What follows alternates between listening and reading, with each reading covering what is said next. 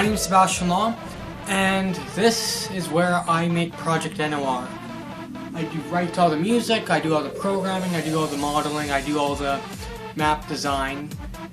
And actually, a really good friend of mine designed 2 of the maps in Project NOR, so I'd just like to thank him for that as well. So, Project NOR. What is it? Well, Project NOR is a first-person arena shooter, and the main premise of the game is teamwork.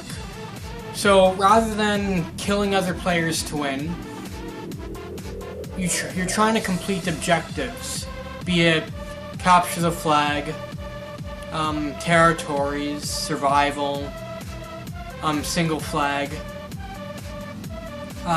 game modes like that. And I'm bound to add more game modes to Project NOR in the future, maybe after release or even during development. Who knows? We'll see what happens. But when I first made this game, I thought to myself, okay, I gotta make something different, something that breaks the rules a bit. So I thought, what's something that all first-person shooters seem to rely on? Killing. What would happen if I got rid of that? What new problems arise in building this game where there is no such thing as destroying or annihilating other players? Well, that resulted in some pretty interesting mechanics. And Project NOR has 4 of them. There's stunning, there's EMPs, there's teleporting, and then there's the ability to spawn blockades. So what does stunning do? Well, stunning temporarily immobilizes a player for 5 seconds. During those 5 seconds, they can't do anything aside from shoot or use any of their tools, but they're immobilized and their vision's very hazy. But after those 5 seconds, the player is back up and running. They start exactly from where they left off. They're not moved anywhere or anything. When you stun a player, they're still in the same spot they were before. EMPs, think of these kind of like grenades, except instead of destroying things within a certain radius, it stuns a bunch of players within a certain radius. So an EMP is useful for if the enemy team's huddling together, or you've orchestrated a trap in which you've got a bunch of team members together. You can use an EMP to eliminate all those players at once. And they'll all be stunned for a duration of 5 seconds. And then you have teleporting. You have the ability to teleport enemies or your allies. So, what does teleporting do? Teleporting moves the target of choice to the furthest spawn in the map possible, or at least the furthest spawn away from you. So this can be used to your advantage or your disadvantage.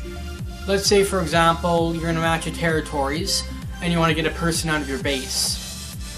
Well, stunning them is not going to do anything because it'll immobilize them and then they'll be back on their feet again. But what you can do is teleport them.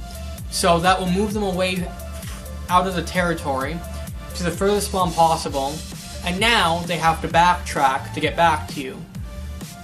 And depending on how big the map is, that backtracking might take a while. However, there's a catch. And the catch is this. When you use a teleport on another player, you have to wait 20 seconds before you can do it again. So you gotta be careful when you use this. And with this cooldown, this 20-second cooldown, it's a lot harder to abuse the ability to teleport other players. So now there's other things where using a teleport would be to your disadvantage as opposed to your advantage.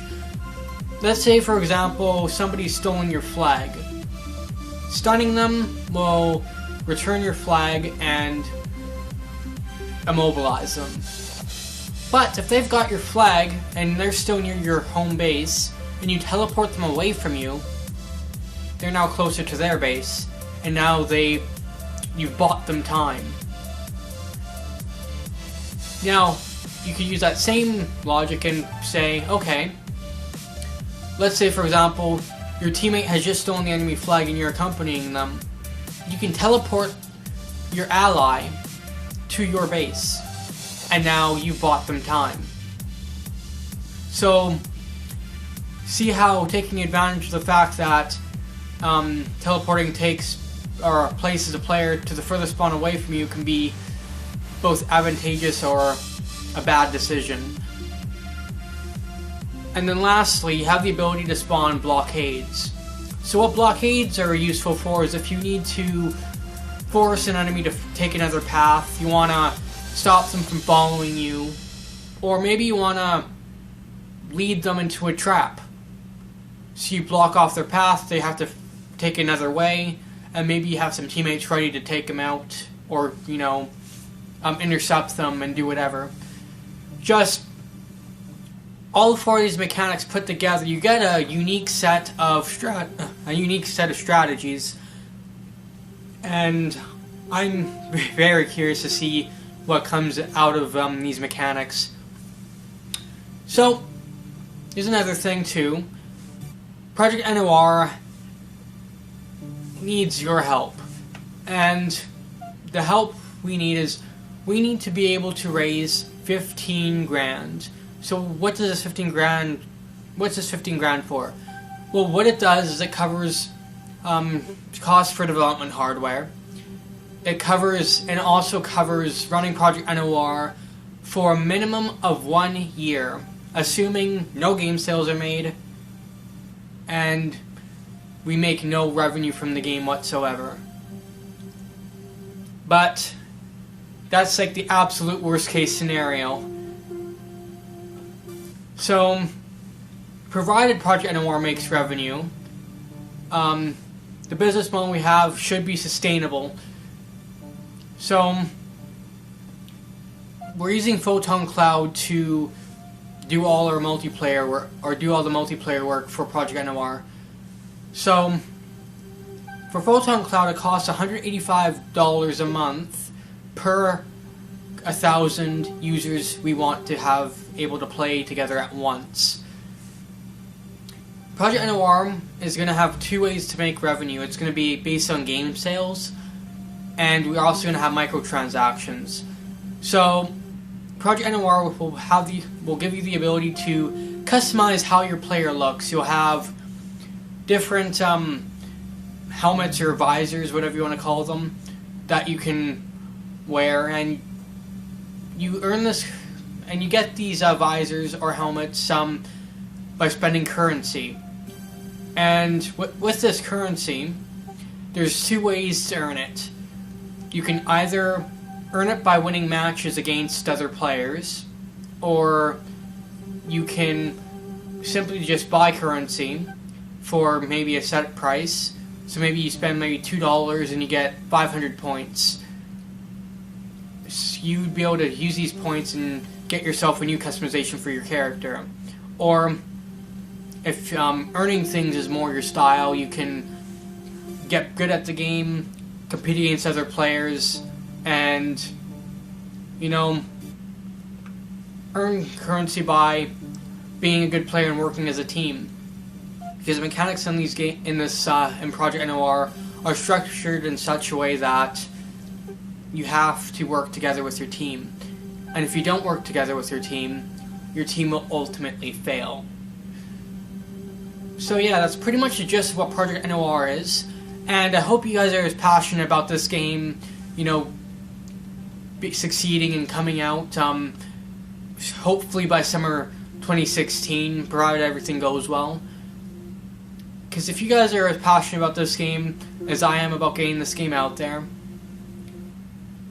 I can't wait to see what this game brings to the table. And I can't wait to see the strategies that people make with it. But remember, it's up to you guys. Do you guys want this game? And if you guys want this game, be sure to pledge if you can. And if you can't pledge, at a minimum, if you want this game to succeed, share it with your friends, on Facebook, Twitter, Reddit, wherever you can share this game. Get it out there. And hey, I can't wait to bring this new experience out for you guys. And I hope you guys are excited for this as much as I am. So yeah, I'll see you guys hopefully with this game in summer 2016.